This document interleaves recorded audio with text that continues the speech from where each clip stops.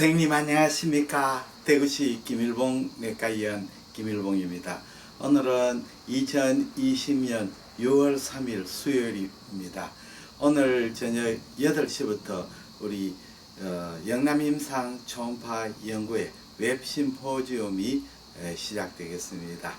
그럼 지금 이제 웹 심포지움이 오기 전까지 이제 지금 준비하고 있습니다.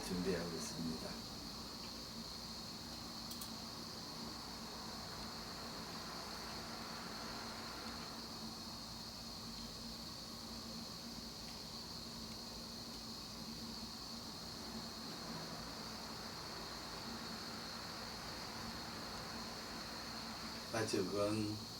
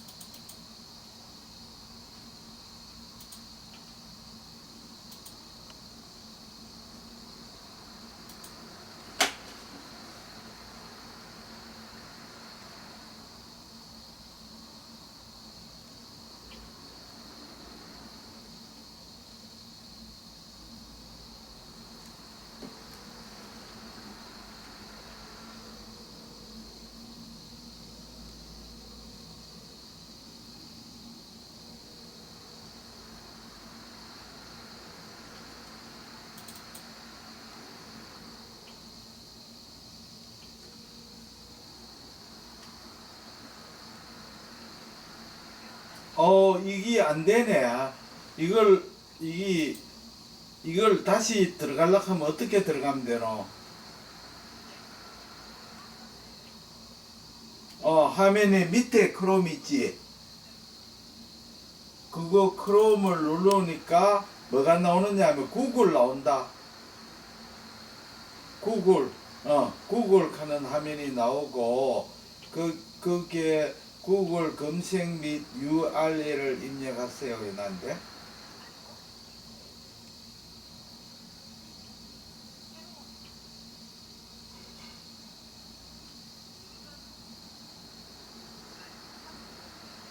아이콘은 내 얼굴이 여기에 구글 계정 가는 거 있고, 오른쪽 위에.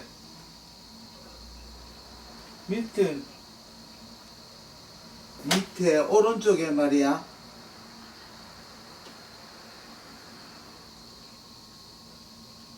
예, 입력 있다. 아이콘은 없고 마이크 사용하는 거 나오고 그런데 음성 검색이 중시되었습니다. 다시 한번 들어볼게요. 구글 나오고 구글 검색 및 URL 입력 누구나 쉽게 웹스토어 바로가기 추가.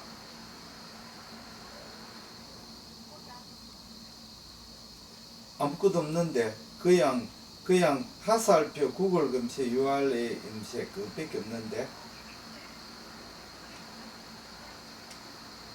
누구나 쉽게 웹스토어 바로가기 맞춤 설정.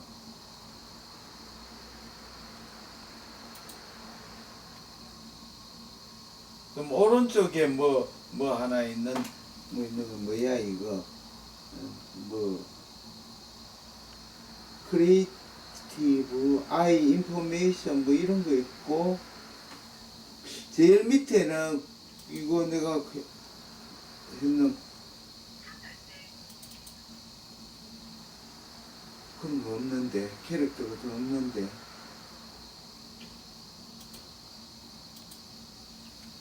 캐릭터 같은 거는 없는데, 그냥 이밖에 없는데, 아무것도. 구글만 나오고, 구글 검색 URL 검색 마이크 나오고, 곰 눌러.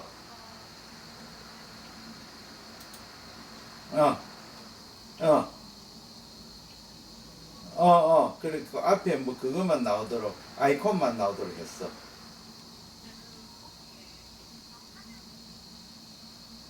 바탕화면에 그럼 있는지 한번 볼게. 바탕화면에, 이거 한번 볼게. 알약, 발포제로, 줌. 여기 있다. 밑에만. 눌렀더니, 이 구글 칸이 나오는데.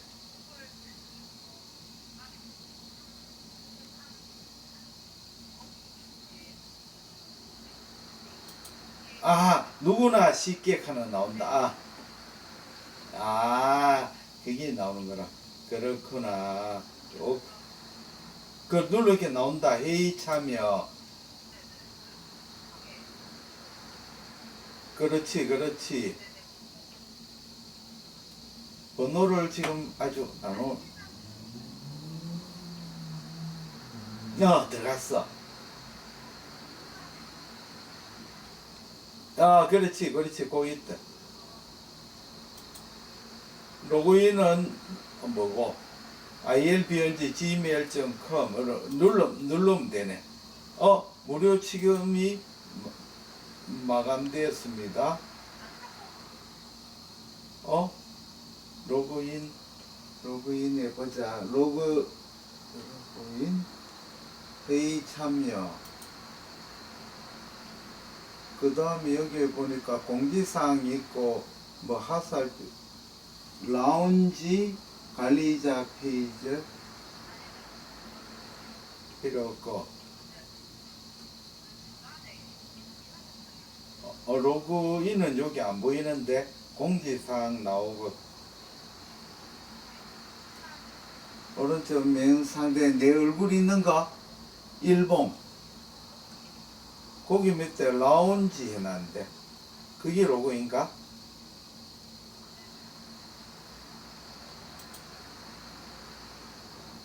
이거 누를게. 룸 리스트 나오는 밖에 안 나오는데. 룸 리스트 회의 참여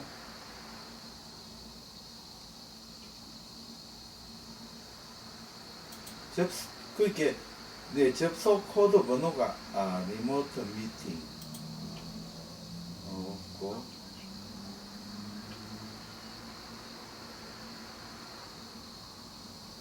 상대안에 라운지 관리자 페이지 문의 번호 있는데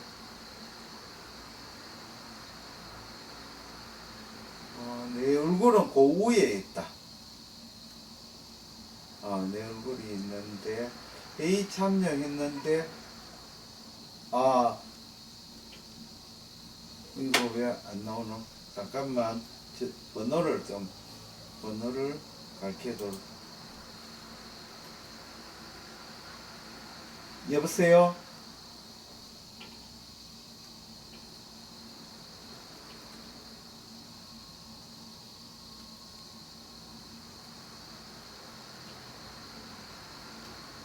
여보세요? 네. 접속자 번호가 여기 뜨지를 않네.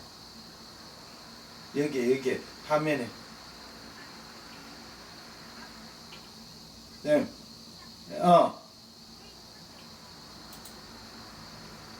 회의 참여 보니까 아무것도 안 뜨는데 클릭했어. 접속 번호가 아직 오지를 않네 얘한테. 카톡 봐야 되겠다. 오케이.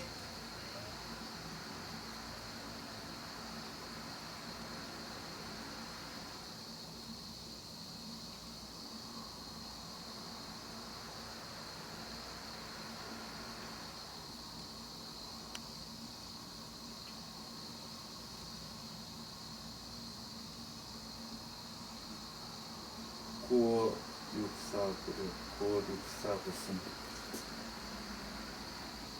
9564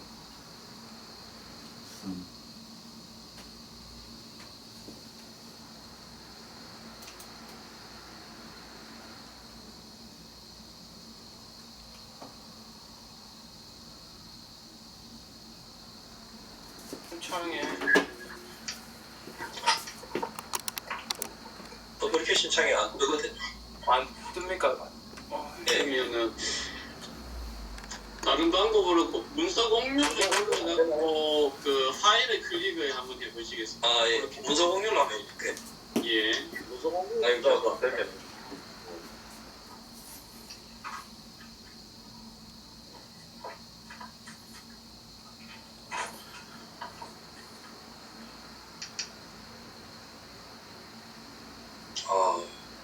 영향이 그래서 안 된다고 돼 있는데? 네. 그렇군. 원장님, 동영상이 너무 많아서. 동영상이 많아서 그렇게 안 되는 것 같은데? 그죠. 이거 어떡하죠? 일단은 메일로 한번 보내주시면 제가 한번 띄워보겠습니다. 메일로 한번 보내주시죠, 원장님. 신혜철 원장님이 먼저 강의하시고. 신혜철 원장님 먼저 하셔야 될 것 같아요. 예. 먼저 하시고. 메일은 일단 저한테 한번 보내주십시오. 제가 지금 보내드리겠습니다. 예, 이원호 선생님이 조금 손보셔서 올리시고 신희철 원장님 일강으로 하셔야 되겠습니다.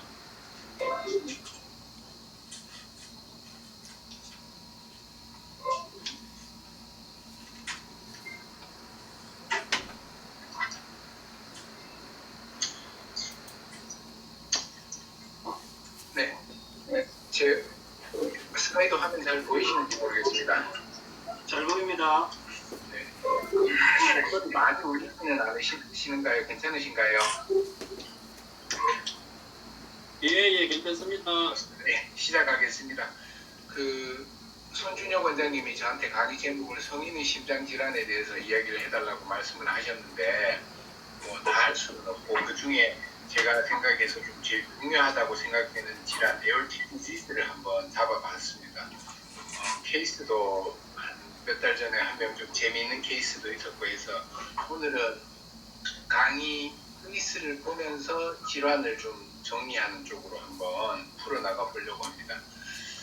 네, 컴퓨터 앞에 카메라만 보고 강의하려니까 여러 가지 집중도 안 되고 잘 못한 생각도 많이 드는데 요즘 왜 관중 없이 야구하는 프로야구 선수들 마음이 참 잘 이해가 되는 것 같습니다.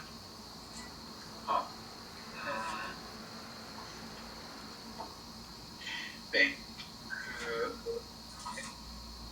에코를 안 하시는 선생님들도 있으셔서 에코에 대해서 한번 개념을 잡으시라고 이렇게 말씀을 좀 사진을 한번 준비해봤습니다.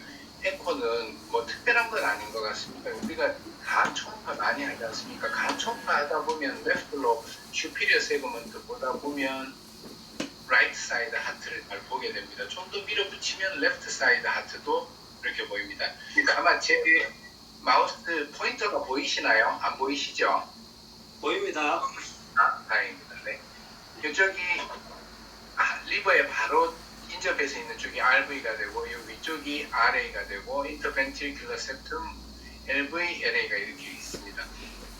리버는 자세히 보시면 가만히 있습니다. 리버가 움직이지는 않습니다. 초음파할 때 그래서 리버는 우리가 프로브를 옮기면서 가면 고정되어 있습니다. 근데 하트는 지금 보시다시피 계속 움직입니다. 잠시도 가만히 있지는 않습니다. 그래서 에코카디오그래피는 결국 가만히 있는 2D가 위주가 아니고 움직이는 물체를 잘 잡아야지 좋은 초음파를 하는 그 요령이 되겠습니다. 그래서 제가 자주 말씀드리는 건데 에코카디오그래피는 비모드도 중요하지만 움직이는 티슈도 봐야 되고 움직이는 혈액도 다 평가를 해줘야 됩니다. 그래서 도플러가 매우 중요합니다. 움직이는 장기를 관찰하는 것, 객관적으로 표현하는 방법은 또 알아내는 방법은 도플러밖에 없습니다. 비모드도 중요하지만 도플러 응용 프로그램을 아주 잘 써야 되는 것이 에코카디오그래피의 중요한 클루가 되겠습니다. 그러면 내과 의사가 과연 에코카디오그래피를 왜 꼭 해야 되느냐? 밸뷸러 하트 디지즈가 점점 더 늘어나고 있습니다. 왜 그러면 나이 때문에 그렇습니다. 나이가 많아지면 많아질수록 밸브도 닳지 않습니까?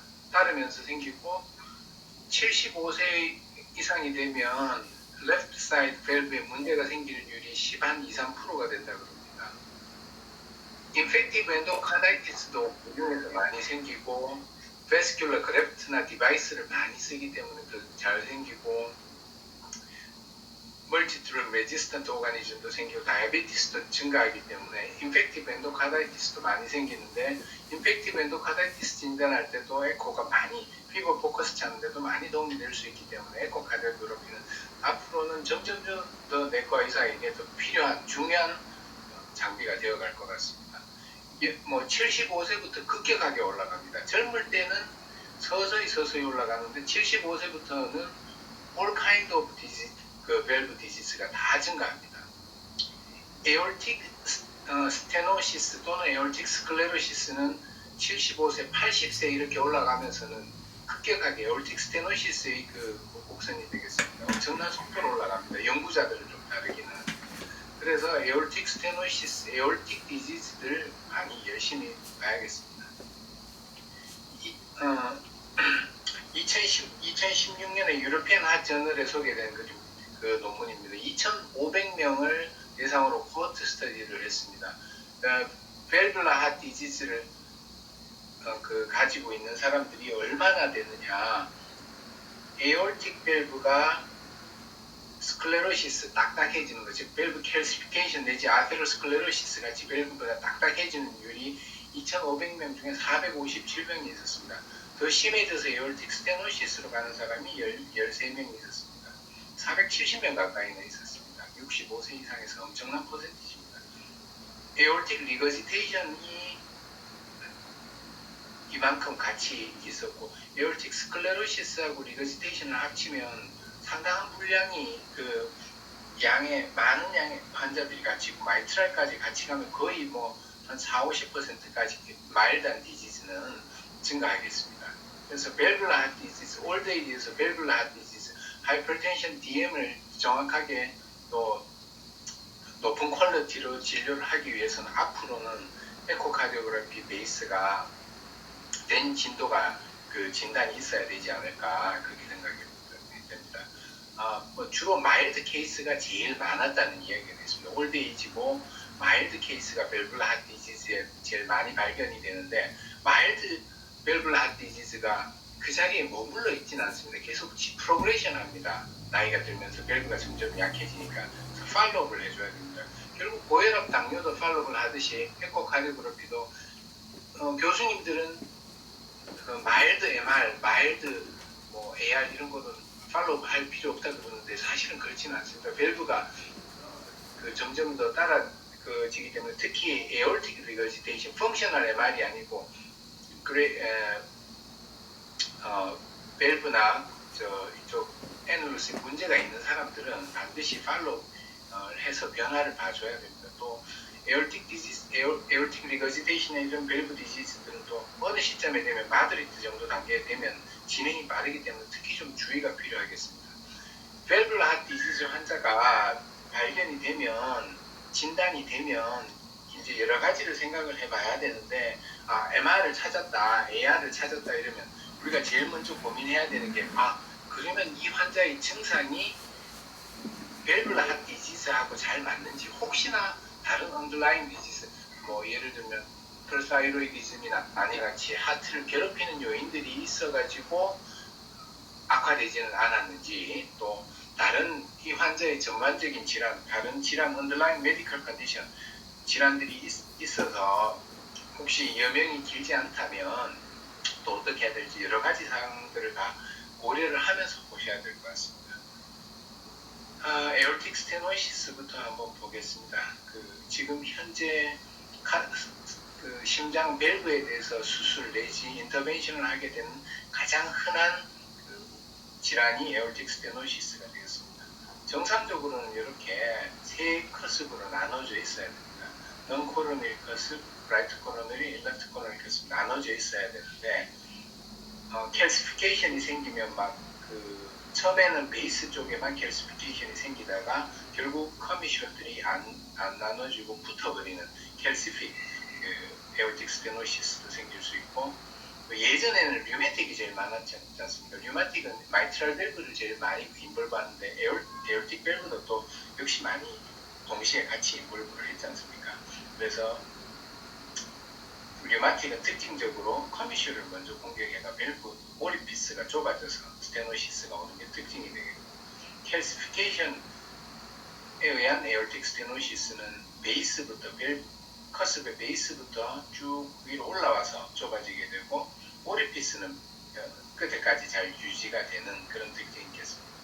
바이커스피드 에어틱 밸브도 성인에서 가장 흔히 발견되는 컨제니탈 아노말리 중에 하나인데 라이트하고 레프트 코로너리 커스피나 이런 두 개의 커스피 세 개 중에서 두 개가 붙어가지고 2대1로 나눠져서 그러니까 커스피, 트라이커스피드 커스피 아니고 바이커스피드 커스피로 나눠지는 이런 게 바이커스피드 에어틱 밸브가 되겠고 에어틱 스테노시스를 동반할 수 있겠습니다. 에어틱 스테노시스를 왜 잘 발견해야 되냐면 처음에는 증상이 없다가 한 80세, 70 정도 되면서 증상이 나타나면서 갑자기 LV 펑션이 떨어지고 또 사망에 이르는 그때까지 속도의 진행이 상당히 빠르기 때문에 조기에 진작에 찾아가지고 우리가 대처를 해주는 것이 상당히 중요하겠습니다. 에코에서 그러면 에어틱 스테노시스를 진단이 되면 뭘 봐야 되느냐, 캘시피케이션이 밸브에 어느 정도 되어 있느냐, LV 펑션도 봐야 되고 월 티크니스 상당히 오래돼서 월 티크니스까지 동반되지는 않는지 다른 밸브는 괜찮은지 다른 밸브까지 다 같이 여러 밸브나 에어타까지 인볼브 되어 있다 그러면 예후가 상당히 안 좋은 것으로 되어 있고 에코에서는 무조건 도플러를 해야 됩니다. 도플러 뭐 CW든 PW든 티슈 도플러든 해가지고 AS 인시베리티를 같이 한번 보셔야 됩니다. 에어틱 스테노시스가 치료법이 탑이라고 아마 이수연 선생님이 아마 지난 학기 때 한번 강의 소개를 했던 것 같은데 카세타를 통해 가지고 에어틱 밸브를 이렇게 스테노시스가 있을 때 리플레이스를 해버릴 수 있습니다. 그래서 그 베드리든 내지 고령의 환자들이라도 오퍼러빌리티가 떨어지는 환자들도 이렇게 트랜스 카세타로 에올틱 밸브를 리플레이스를 하기 때문에 개원가에서 에올틱 스테노시스 환자를 적절한 시점에 잘 발견해서 트랜스퍼 해주는 것은 환자의 예후에 많은 도움이 되겠습니다. 그런 과정이고요. 에코에서 가장 중요한 윈도우가 파라스터널 롱엑시스 뷰인데요. 이런 그 공간적인 개념을 좀 잡고 계시면 좋겠습니다. 스터눔에서 이렇게 11시 방향으로 이렇게 엑시스를 해서 자르게 되면 에올틱 밸브하고 마이트랄 밸브가 파라스터널 롱엑시스에서 이렇게 화면의 가운데 같이 들어오게 됩니다. 이 뷰를 이 뷰가 가장 중요합니다만 역시 밸브를 핫 디지즈에서도 밸브를 핫 디지즈에서도 이 뷰가 가장 중요하겠습니다. 제가 한 서너 달 전에 경험했던 케이스가 되겠습니다. 77세 남자 환자고 고혈압 이제 이 40년쯤 됐고 이제 머머가 좀 들렸었습니다. 머머가 들렸는데 이제 코로나가 터지니까 장점이 조금 진료에 여유가 생기지 않습니까? 우리 머머가 있으니까 에코를 한번 해봅시다. EKG도 이상하고 여기서도 엑스레이에서도 하이퍼텐시브 하트 컨피규레이션이 나오니까 한번 해봅시다. 그래서 한번 했습니다. 최대한 스터눔에 붙여서 파라스터널 롱엑시스 뷰를 잡으려고 갔는데 렁 컨디션도 안 좋고 해서 파라스터널 롱이 지금 화면에 보이는 왼쪽 화면이고 오른쪽 화면은 숏 있습니다. 스터눔에 너무 붙이니까 지금 화면이 잘 안 나옵니다. 마이트랄은 괜찮아 보이고 뭐 월모션도 여기서는 괜찮아 보이는데 어쨌든 화면이 안 좋습니다. 에올틱 밸브는 지금 이쪽에 붙어 있는 게 라이트 코로너리 커스인데 이쪽 뭔가 에올틱 밸브에 뭔가 덩어리 같은 게 하나 있는 것 같습니다. 그래서 뭔지 보기 위해서 그 위치에서 90도 돌려서 숏엑시스로 봤는데 잘 안 보입니다.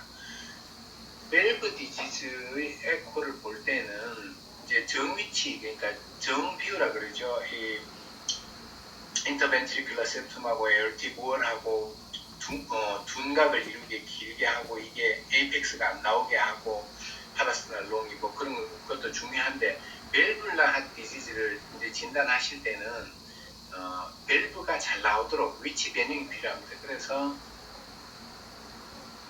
조금 더 그 니플 쪽으로 프로브를 조금 더 아래쪽으로 내려봤습니다. 내리니까 에올타가 그 에올틱 루트가 딜라테이션 되면서 더 아래쪽에서 더 잘 보입니다. 마이트랄 밸브도 좀 더 잘 보이고 에이펙스가 원래는 이렇게 보이면 안 되는데 파라스터널 롱에서 에올틱 밸브를 잘 보기 위해서 봤습니다. 밸브에 뭔가 지금 여기 뭔가 안 좋은 게 있는 것 같아 보입니다. 하이퍼 에코익하고 뭐 베지테이션일 수도 있겠고 뭐일 수도 있겠는데 어쨌든 뭐 이것만 갖고는 정보를 알 수가 없습니다. 복부 초음파는 스틸 컷 한두 컷으로 결판을 낼 수 있는데 에코는 그게 안 되는 게 참 제일 단점입니다. 뭐 월 티크니스는 비교적 월 모션이나 티크니스는 비교적 괜찮은 것 같습니다. 칼라 도플러를 냈습니다. 칼라 도플러도 결국은 이제 피드 펄스 웨이브 도플러 일종이 되는데 여기 보니까 일단 눈에 딱 들어오는 게 에올틱 리거지턴트 플로우가 다이아스톨릭 페이지에 다이아스톨릭 페이지는 여기서 여기까지가 다이아스톨릭 페이지거든요. QRS 시작할 때까지 AR 플로우가 보입니다. 그리고 여기서 다시 보시면 에올틱 루트가 상당히 좀 커져 있다. 거의 한 5cm 가까이 돼 보일 정도로 커져 있다. 에올틱 리거지턴트 플로우가 보이고 이쪽으로도 뭔가 색깔이 안 좋은 플로우가 나갈 시스톨 때 이쪽으로 QRS 때 이쪽으로 나가는 걸 보실 수가 있습니다. 자, 일단 뭔가 이상이 있다, 밸브에 이상이 있다 이런 걸 아시고 한번 넘어가 보겠습니다. 잘 모를 때는 줌을 하면 됩니다. 줌을 해서 한번 봅니다. RCC, 라이트 코로너리 커슬, 넌 코로너리 커슬이 돼야 되는데 정상적으로 마이트랄은 뭐 그런대로 괜찮아 보이는데 에올틱은 라이트 코로너리 넌 코로니 커습은 괜찮아 보이지 않습니까? 그래서 라이트 코로니 커습 쪽에 뭐 커습 집 쪽에 뭔가 헤비한 뭔가가 있습니다. 에코도 돼 보니까 상당히 좀 복잡하게 돌아가는데 다이아스톨 때는 요 방향으로 지금 리거지턴트 플로우가 요 각도로 지금 나오고 있습니다. 그 플로우 어셀레레이션이 요 각도로 비스듬하게 나오고 있습니다. 시스톨 때는 요 각도로 지금 시스톨릭 플로우가 지금 똑바로 정상적이라 그러면 시스톨 플로우는 이렇게 라미나 플로우가 가야 되겠죠. 색깔이 균일하게 약간 레디시하게 이렇게 직선으로 가져야 되는데 지금 이렇게 돌아 나오고 있습니다. 돌아 나와서 이쪽 벽을 치고 그 다음에 돌아서 이쪽으로 가고 있습니다. 반대쪽으로. 즉 이쪽은 완전히 소용돌입니다. 지금 밸브가 제대로 열리는 것도 잘 안 되고 플로우 어셀레레이션 이 방향으로 지금 관찰되고 있는 게 이해가 되십니까? 제가 시스톨에 맞춰서 지금 커서를 움직이고 있는데 이해가 되시나요? 어려우신가요? 네. 리거지테이션은 이 방향으로 갑니다. 자, 그런데 지금 이게 이 심장 지금 에어틱 루트인데 이 루트는 3차원적인 구조라 가지고 2차원에서 스테노시스와 리거지테이션이 다 표시가 플로우가 다 안 보이는 경우도 자주 있습니다. 여러 각도에서 이렇게 어브노멀 플로우 시그널이 관찰이 되는 여러 각도로 돌리면서 보셔야 됩니다. 다시 한번 더 프로브 위치를 조금 더 옮겨봤습니다. 옮겨서 에어틱 루트가 잘 나오도록 2D를 한번 잡아봤습니다.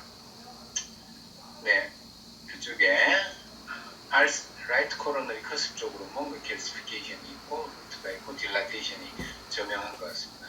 칼라를 대보니까 리거지턴트 플로우도 보이지만 이 각도에서는 스테노시스에서 나가는 플로우가 정상적으로 이렇게 직선으로 나가질 않고 이 한쪽 벽으로 더 치고 있는 뒤쪽 벽으로 치고 나가고 있는 것을 보실 수 있습니다. 정상적인 플로우하고는 전혀 다른 플로우라는 게 느껴지시죠? 정상적이라면 이렇게 가야 되겠죠? 이 방향으로. 근데 이쪽으로 치면서 이렇게 돌아 나갑니다. 즉, 이 환자는 에어틱 루트도 커져 있으면서 밸브도 이상이 있으면서 스테노시스도 있고 리거지테이션도 좀 있는 것 같고 복합적으로 문제가 있는 것 같습니다.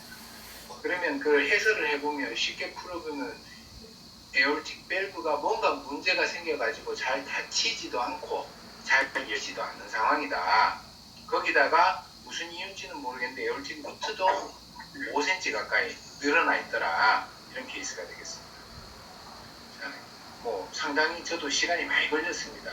그러니까 한번 정리를 해서 말씀드리면 어브노멀 플로우가 보이면 에코할 때 다른 플로우 숨어 있는 건 없는지 이 플로우가 전체 방향은 어디서 시작해서 어디로 가는지 이런 것들을 보시고 또 각도도 비도 바꾸고 윈도도 바꾸고 해서 여러 각도 3차원적인 구조를 반드시 파악을 해줘야 된다는 것이 요점이 되겠습니다. 에어틱 루트 재보니까 5.7cm, 5.8cm 정도 나옵니다. 아까 거기서 조금 올려가지고 어센딩 에어타 재보니까 5.7cm, 5.8cm 나오죠. 이거 뭔가 심상치 않습니다.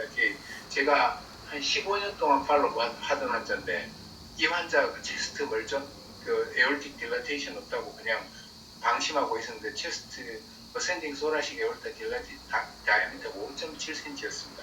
쇼킹하지 않습니까? 그래서 파라스터널 롱에서 이상이 나왔기 때문에 숏 엑시스로 좀 돌려봤습니다. 돌려봤는데 뭐 잘 모르겠습니다. 그래서 줌을 한번 해봤습니다. 줌을 해보니까 정상적인 마이트랄 밸브 구조는 확실히 아니고 그 오리피스 중간에 하일리 에코제닉한 뭔가 하이퍼 에코익한 그 메스들이 보입니다. 뭐 환자가 막 열도 나고 한다 그러면 막 베지테이션도 생각을 해야 되겠고 그런데 어쨌든 뭔가 하이퍼 에코익한 그런 것들이 보이고 밸브를 보니까 지금 우리 시스톨 때 보니까 밸브가 세 개로 안 열리고 지금 2개로 열리는 것 같습니다. 마이크 이쪽하고 이쪽에 작은 커습이 하나 다 안 열리는데 열리고 이쪽에 큰 쪽 커습이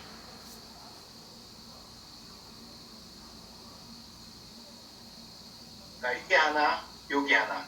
앞쪽에는 좀 크고 뒤쪽에는 좀 삐딱하게 이렇게 작은 게 있습니다. 그러면서 밸브가 충분히 열리지도 않고 다 닫히지도 않는 게 의심이 됩니다. 명확하지는 않습니다. 완전히 도큐멘테이션을 하려고 그러면 T를 해야 될 것 같은데 자세히 제가 한참 동안 들여다보니까 그런 걸 의심을 할 수 있는 그런 보이겠습니다. 요 리플렛하고 요거하고는 전혀 달라 보입니다.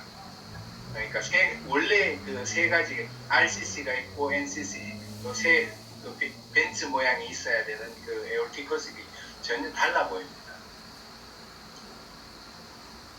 그래서 파라스터널 5 챔버 뷰로 가서 여기 밸브를 보고 역시 캘시피케이션, 밸브 캘시피케이션 내지 베지테이션으로 의심되는 그 뷰들이 보이고 칼라를 뗐었을 때 리거지테이션도 보이고 스테노시스가 있어서 플로 어셀레레이션도 이쪽 벽으로 치고 가는 어셀레레이션도 관찰이 됩니다. 자, 에코를 하시다 보면 노인들에게서 그 에코를 하시다 보면 밸브 캘시피케이션이 보이는 경우가 많습니다. 40대, 50대 이런 때는 밸브가 하얗게 보이는 게 좀 가볍게 있습니다. 그런 상태를 에올틱 스클레로시스라고 합니다. 당연히 에올틱 스클레로시스 단계일 때는 플로우에 장애를 주지 않습니다. 밸브는 하얗게 보이지만 대신 플로우에는 전혀 장애가 없습니다. 근데 스클레로시스 캘시피케이션들이 더 진행하면서 플로우에 장애를 주게 되면 스테노시스 단계가 되게 됩니다. 커미쇼들이 좁아지면서 스테노시스가 되는.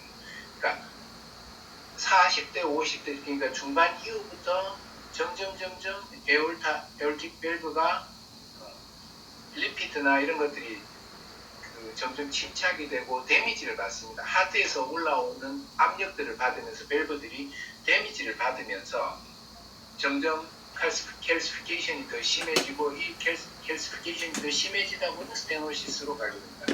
그래서 환자 보실 때 에올틱 밸브의 캘시피케이션이 있으면 이런 사람들은 나중에 스테노시스로 갈 수도 있겠구나 이런 생각을 하시면서 연속 선상에서 팔로우를 좀 할 필요가 있겠구나 이런 생각을 하실 필요가 있습니다. 그래서 이 캘시픽 에올틱 밸브 디지즈는 따로 이렇게 분류를 해서 CAVD라고 이야기를 하는데 디제너러티브 코스가 되겠습니다. 아테로스클레로시스하고 거의 유사한데 그 라이포프로테인 스몰레이나 LDL 같은 그런 아테로스클레로시스에 관여하는 인자들이 그 엔도텔리움 아래쪽으로 침착이 되고 그쪽에 캘슘 디포지션도 되고 그 다음에 크로닉 인플라메이션도 진행되고 딱 아테로스클레로시스하고 거의 유사한 과정이 밸브에서 진행이 되고 이 코스를 CAVD라고 이야기를 하게 되겠습니다. CAVD는 상당히 큰데요. 고혈압 협심증에 이어가지고 65세 이상 되는 환자에서 가장 흔한 서구에서는 세 번째로 흔한 심장 질환 중에 하나가 되겠습니다. 심한 에올틱 스테노시스 레인지는 65세 이상에서 한 3% 정도 되는데 가벼운 에올틱 스클레로시스만 따진다 그러면 25에서 많으면 거의 한 40%까지 보고하는 연구도 있습니다. 그리고 에올틱 스테노시스는 우리 그 하트 서저리를 하게 되는 원인 중에서 세컨드 모스트가 되겠습니다. 제일 흔한 건 말트랄이 되겠죠. 네, CAVD를 찾아내는 가장 좋은 방법은 에코카디오그래피가 되겠습니다. CT를 하면 전체 밸브의 캘슘이 얼마나 많이 있는지를 평가를 할 수가 있을 것이고 MRI를 하면 마이오카디움의 파이브로시스까지 얼마나 진행됐는지 이런 걸 다 평가해서 에올틱 스테노시스 환자가 보통 전원을 해보면 돌아올 때 위성소견서 돌아올 때 보면 에코도 하고 TE도 하고 CT도 하고 필요하면 MR까지 요즘은 거의 루틴으로 특히 CT는 거의 루틴으로 다 하고 오는 것을 볼 수가 있습니다. 에올틱 밸브 보시면 아나토미를 보시면 엔도텔리움이 이쪽이 에올타 사이드가 되겠고 이쪽이 하트, 마이오카디움, 하트 안쪽이 되겠습니다. 엔도텔리움이 있고 제일 위쪽엔 콜라겐들이 많이 아주 딱딱하게 이쪽에서 리거지테이션 있도록 하고 여기는 스펀지, 중간에 스펀지 레이어가 있고 요 안쪽 심장 안쪽에 일라스틴 레이어가 있어 쉬어 스트레스를 잘 견딜 수 있도록 되어 있습니다. 이런 모양으로 되어 있습니다. 셀이 원래는 셀이 잘 없는데 에이셀룰라틱 스테이트인데 호메오스테이시스를 유지하기 위해서 즉 데미지를 받고 인플라메이션이 생기면 이쪽을 수선하기 위해서 밸뷸라 인터스티셜 셀이라고 해서 VIS라고 해서 얘들이 이제 일종의 프로제니터 셀이 되겠습니다. 얘들이 이제 인플라메이션도 조절하고 이런 역할을 하게 되겠습니다. 밸브 데미지가 생기면 리페어를 하게 되는 역할을 하게 되겠습니다. 초기에는 노말이다가 캘슘이 점점 쌓이면 변년에서부터 점점 쌓이다가 커스버의 제일 안쪽으로 점점 차게 들어오고 마지막에는 커미쇼까지 먹어가지고 스테노시스를 만들게 되고 이 과정은 아테로스클레로시스와 유사하게 되고 그 캘슘이 침착되고 인플라메이션과 본 포메이션까지 같이 있겠습니다.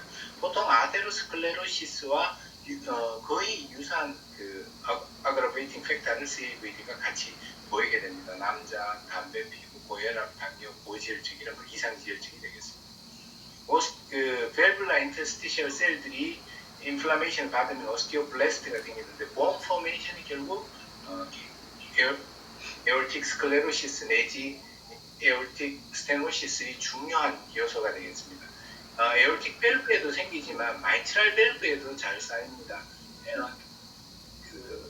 키드니 헤모다이알리시스 하는 분들 하다 보면 마이오카디움이나 아니면 그 밸브에 많은 파이브러스 스트럭처의 칼시피케이션이 많이 생기는데 헤모다이알리시스 하는 분들은 마이트랄 애널루스, 포스티리 마이트랄 애널루스 쪽에 많이 더 잘 생기는 것으로 되어 있고 올드에이지에서 많이 생기는 건 에올틱 밸브 쪽에 더 많이 생기는 것으로 되어 있습니다. 에올틱 밸브 칼시피케이션 원인은 동맥경화하고 올드에이지하고 이런 것들이 많이 있을 수가 있거든요. 류마틱 오리진은 많이 줄어드는 것으로 되어 있고 바이커스피드 에올틱 밸브가 또 흔한 원인이 되기 때문에 주의해서 좀 봐주셔야 될 것 같습니다. 에올틱 스테노시스가 있으면 평가를 해야 되는데 어떻게 평가를 하냐? 에올틱 스테노시스가 있습니다. 환자한테 병이 있습니다. 이러면 그 다음에 계획을 말해줘야 되지 않습니까? 계획을 말해주려고 그러면 평가를 해야 되는 평가는 프라이머리 파라미터하고 얼터너티브 파라미터가 있습니다. 이 세 가지는 AS가 있으면 반드시 해라. 이렇게 지금 2021년 가이드라인에 나와 있습니다. 이쪽은 뭐 할 수 있으면 하고 안 되면 안 해도 큰 문제는 없는 게 되겠습니다. 프라이머리 파라미터 먼저 보시겠습니다.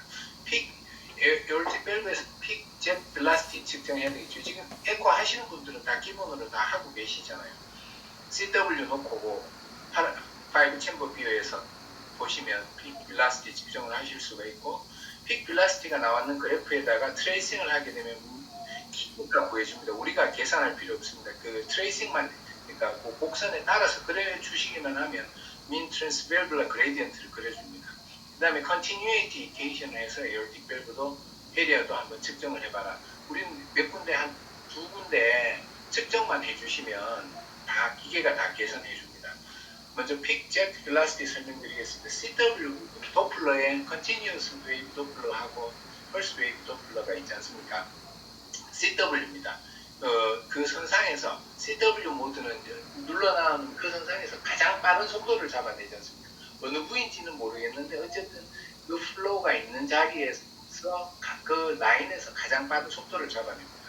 주의하셔야 될 건 픽 제트 빌라스티를 잴 때 여러 각도에서 우리 보통 재보셔야 됩니다. 여러 각도에서 재보셔야 됩니다. 저희들이 검사할 때 보통 5 챔버 비율에서 재든지 아니면 3 챔버에서 재고 치우는데 또 다른 각도로 수프라스널 로지라든지 아니면 라이트 파라스널이라든지 플로어 디렉션에 따라 가지고 여러 각도를 옮겨가면서 픽 빌라스티가 가장 빠르게 나오는 데를 측정을 해야 된다 이렇게 되어 있습니다.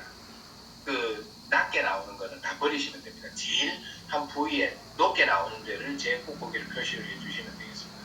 환자의 포지셔닝 조금만 각도가 조금만 누워있는 각도가 조금만 덜 비스듬해진다든지 이렇게 해도 속도가 달라집니다. 자세에 따라서. 또 트랜스듀서의 포지셔닝이나 앵글이 0.5도만 1도만 달라져도 속도가 다르게 측정합니다.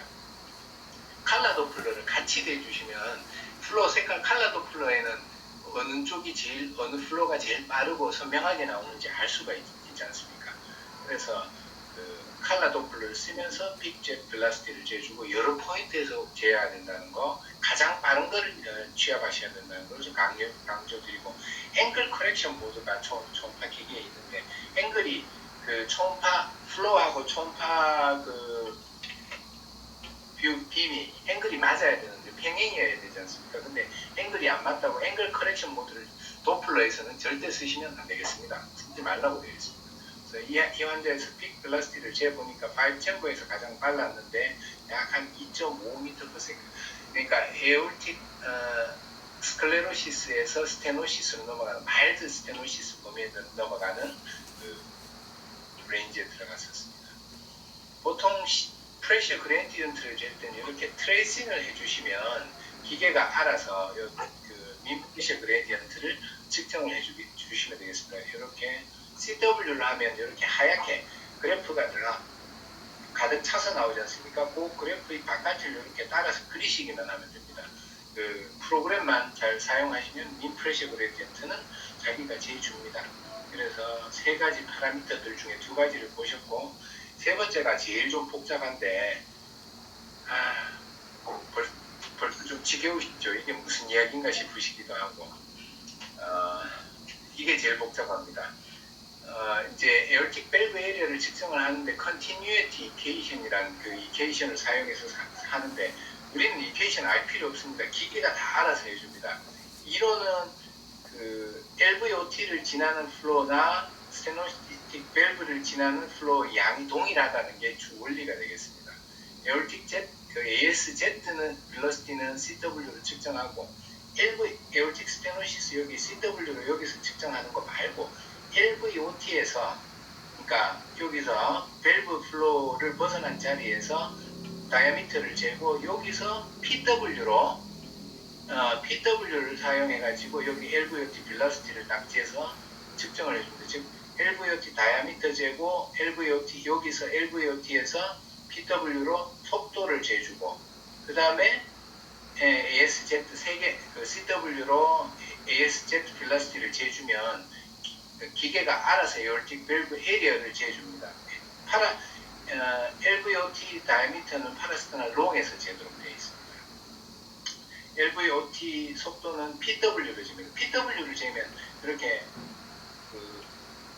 도플러 윈도우가 새까맣게 형성이 되지 않습니까? 그래서 PW하고 CW는 최고 속도를 잡아낼 수 있는 거에서는 차이가 있습니다만, 그것보다는 PW의 장점은 한 포인트의 속도를 측정할 수 있다. CW를 놔버리면 이 전체 어딘지를 모르는데 가장 빠른 속도를 잡아내고, PW를 하면 요 샘플링 볼륨이 있는 자리, 여기에 속도를 잡아냅니다. 그래서 요 부위의 속도를, LVOT의 속도를 측정만 해주면 기계가 알아서 밸브 에리어를 측정을 해줍니다. 그렸는데 엉망입니다. 그림이. 원래는 이렇게 그림이 LVOT 속도가 그림이 이렇게 나와줘야 됩니다. 왜 이렇게 나왔노? 여기는 지저분하지 않습니까? 여기. 왜냐하면 이 케이스는 AR하고 AS가 같이 있어서 LVOT의 플로우가 라미나 플로우가 아니고, 즉 정상적인 플로우가 있을 때 여기서 돼야 되는데, 이 AR 때문에 여기 AS도 있고 AR 때문에 터뷸런트 플로우가 형성이 되어 있는 겁니다. 이미 LVOT. 그래서 그래프가 좀 좋지를 않습니다. 근데 어쨌든 시도는 해야 되는, 반드시 시도해야 되는 방법이 되겠고요.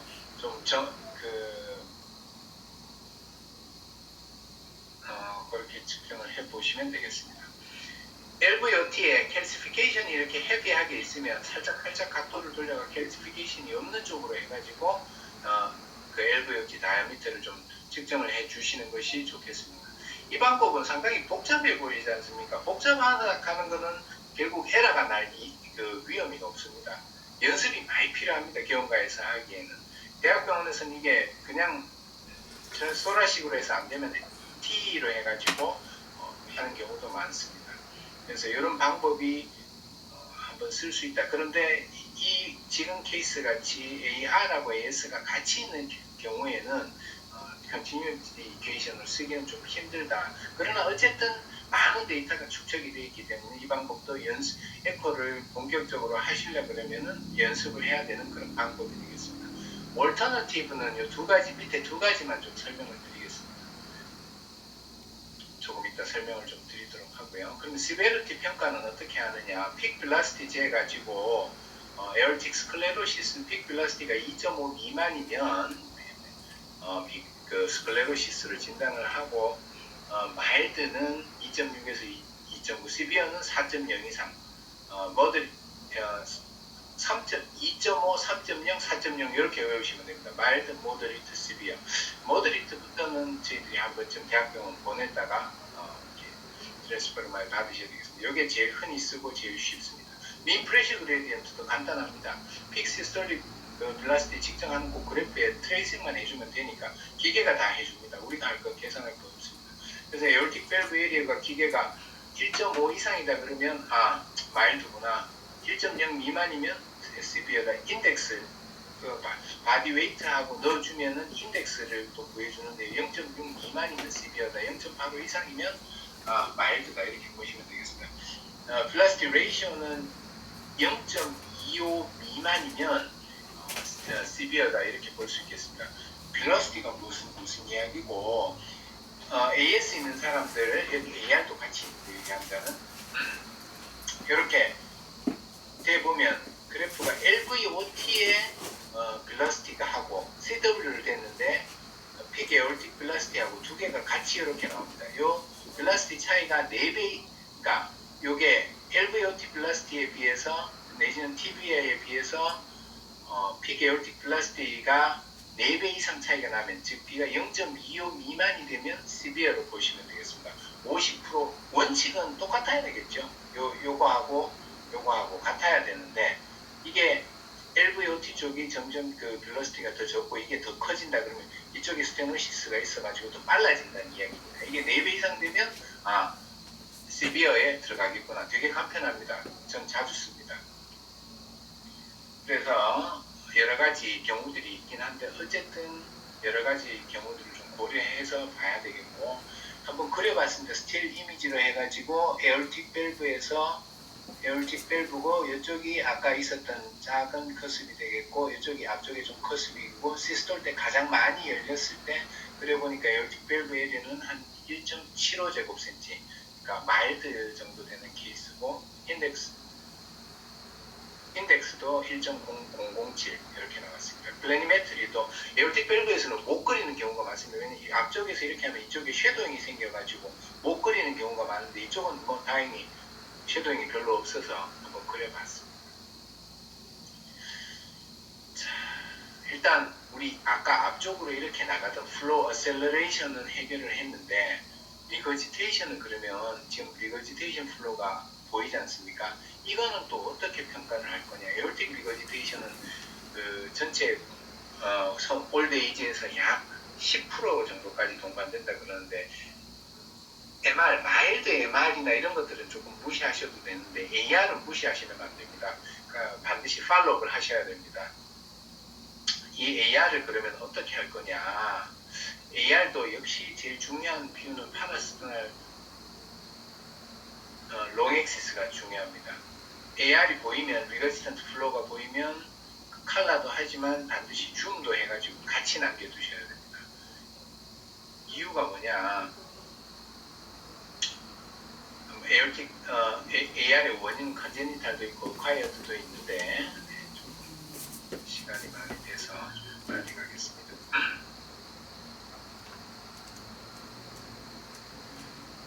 이제 에어틱 리거지테이션이 있을 때 저희들이 분류를 이렇게 합니다. 타입 1, 2, 3로 나누는데 1은 커습은 정상이고 에어틱 루트 전체가 사이너스 발살바하고 이쪽이 전체가 다 늘어나는 거. 또 원은 전체적으로 커습은 정상인데 루트에 문제가 있거나 사이너스 발살바가 늘어나서 가운데로 리거지테이션이 생기는 거를 타입 1이라고 합니다. 노말 커습이고 타입 2는 커습이 약해져가지고 뒤로 밀리는 겁니다. 플로우가 이쪽으로 돌아올 때 얘가 버텨줘야 되는데 뒤쪽으로 밀리면서 아주 심하게 오는 거. 타입 3는 커습이 리스트릭션 되면서 가운데로 잘 거의 못 움직여가지고 리거지테이션 되는 것을 타입 3라고 합니다. 컨제니탈도 있고 과이어드도 있습니다. 자, 그러면 밸브라 에어틱 리거지테이션을 뭐 어떻게 평가를 하느냐 세 가지로 나눴습니다. 퀄리터티브, 세미 퀀티터티브, 퀀티터티브 이렇게 나눴습니다. 복잡합니다. 퀄리터티브는 그냥 말 그대로 눈으로 딱 봐서 평가하는 겁니다. 밸브 몰폴러지, 밸브가 잘 닫히고 잘 물리는지 이런 거 보는 거, 또 그 칼라를 대가지고 어느 정도 되는지 이런 거를 직관적으로 아는 거, 이런 거, 또 CW, 리거지턴트 Z에 내가 CW를 대가지고 어느 정도 되는지 이런 것들을 평가하는 거를 퀄리터티브라고 하고, 세미 퀀티터티브는 수치로 표현할 수 있는 것들을 주로 세미 퀀티터티브. 세미 퀀티터티브는 수치인데 좀 비교적 간단하게 볼 수 있는 수치고, 퀀티터티브는 이제 피자란 거 이야기를 많이 들으셨을 겁니다. 그걸 하셔가지고 EROA 이런 이야기를 많이 들으실 텐데, EROA라 그러는 것은 밸브 리거지테이션이 있으면 리거지테이션이 있는 그 구멍이 있을 거 아닙니까? 그 구멍 크기를 직접 그냥 바로 측정할 수 있으면 좋은데 못 측정하니까 도플러를 사용해가지고 그 간접적으로 계산을 하게 됩니다. 그래서 EROA가 3mm 이상 되면 우리가 시비어로 봅니다. 그래서 퀄리터티브, 세미 퀀티터티브, 퀀티터티브로 보는데, 퀀티터티브는 에어틱 밸브에서 잘 안 나오기 때문에, 그러니까 하기가 조금 배려가 많아서 잘 안 하는 것 같고, 퀄리터티브, 세미 퀀티터티브 정도를 한번 이해해 두시면 되겠습니다. 센트럴 AR이 이렇게 있으면, 에어틱 리거지테이션이 있으면 파라스타널 롱 엑시스에서 이렇게 센트럴로 세준다 그러면 여기 리거지테이션이 플로우가 확 퍼지기 직전에 리거지턴트 Z의 하이트를 측정을 할 수가 있습니다. 이렇게 측정을 해서 요게 하이트가 LVOT의 65%가 넘어가면 시비어로 봅니다. 그래서 파라스타널 롱을 보고 여기를 줌을 해가지고 리거지턴트 Z의 하이트를 측정하는 것이 시베리티를 평가하는데 많은 도움이 되겠습니다. 숏엑시스로 돌려가지고 여기 에리어가 60%가 넘어가면, 센트럴인 경우에 60%가 넘어가면 시비어로 보고 한번 전원을 해볼 필요가 있겠습니다. 리거지테이션이 생기면 리거지테이션 그 프록시멀에는 이렇게 동그랗게 그 와류들이 모이는 구가 형성이 됩니다. 플로우 컨버전스라고 그러는데, 여기 모였다가 뒤쪽으로 쫙 리거지턴트 Z가 빠지는데, 이 플로우 컨버전스의 레디우스 반경이 크면 클수록 심하다 이렇게 볼 수가 있겠습니다.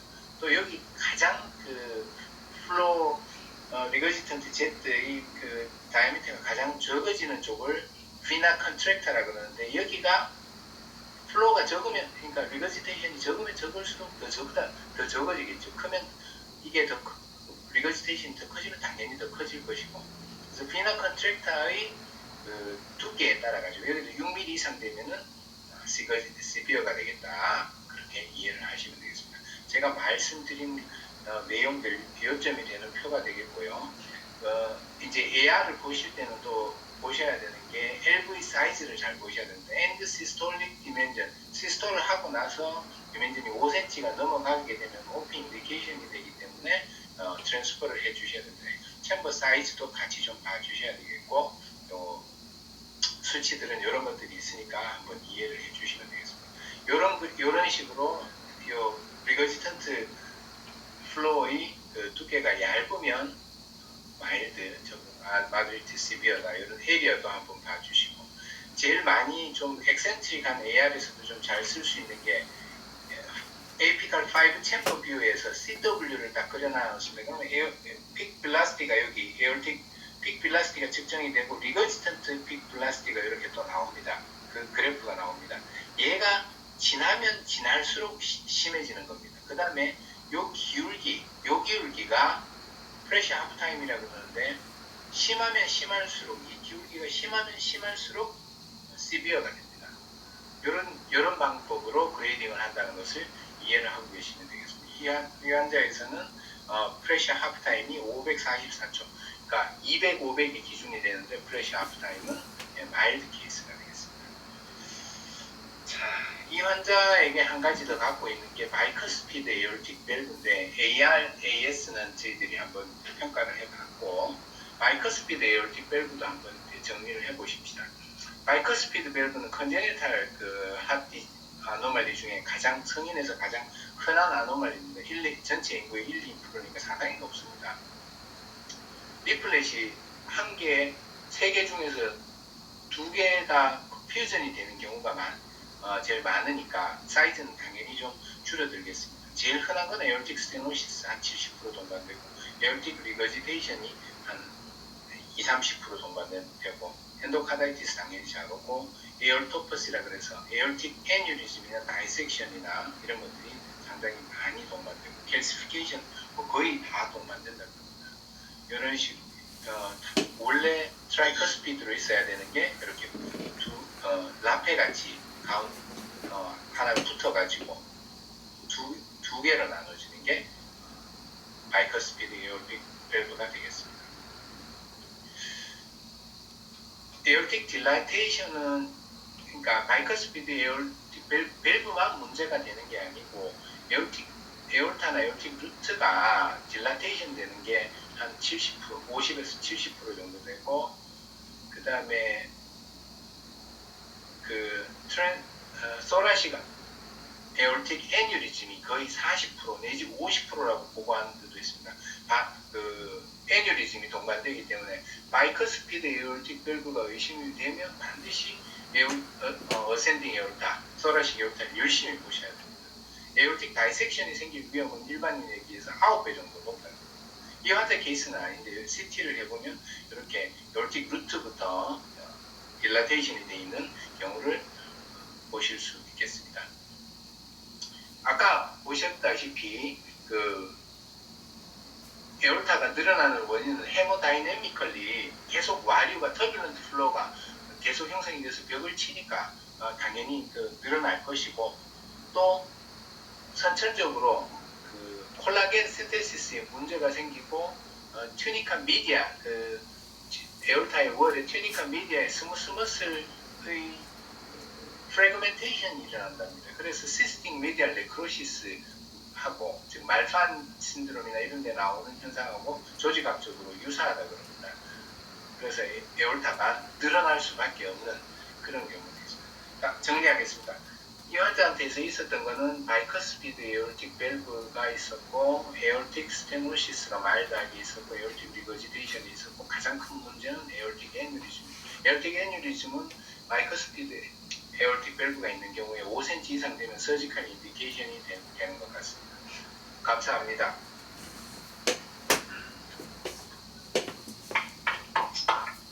아이고 예, 긴 시간 동안 감사드립니다. 내용이 너무 심도가 깊어서. 그리고 그럼 이 환자는 전원을 하신 겁니까? 네, 전원했습니다. T에서 이제 바이커스피드 에어틱 밸브라고 확진을 받았습니다. 네.